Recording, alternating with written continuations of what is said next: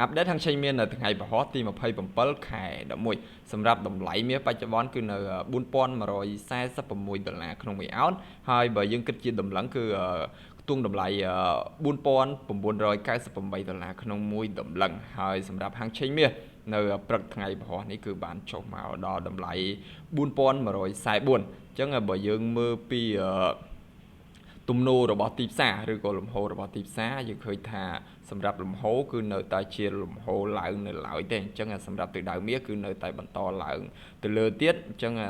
មាសចុះដល់តម្លៃបច្ចុប្បន្ននេះគឺចុះមកក្បែរនឹង support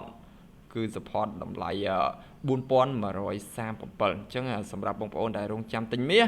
យើងអាចរងចាំនៅពេលដែលចុះមកខមបន្តិចទៀតគឺនៅតម្លៃ$4,137គឺយើងអាចទិញបានហើយបើសិនជាមាសបន្តចុះមកខមទៀតយើងអាចទិញថែមបានទៀតគឺនៅតម្លៃ$4,116សម្រាប់បងប្អូនដែលរងចាំលក់មាស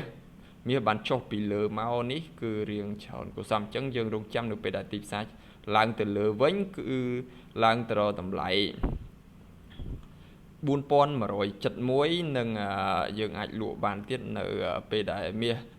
ឡើងទៅដល់តម្លៃ$4,188ខ្ញុំនឹងអាប់ដេតហាងឆេញមាសបន្តទៀតនៅក្នុង Channel Telegram ដូច្នេះបងប្អូនអាចចូលរួមបាន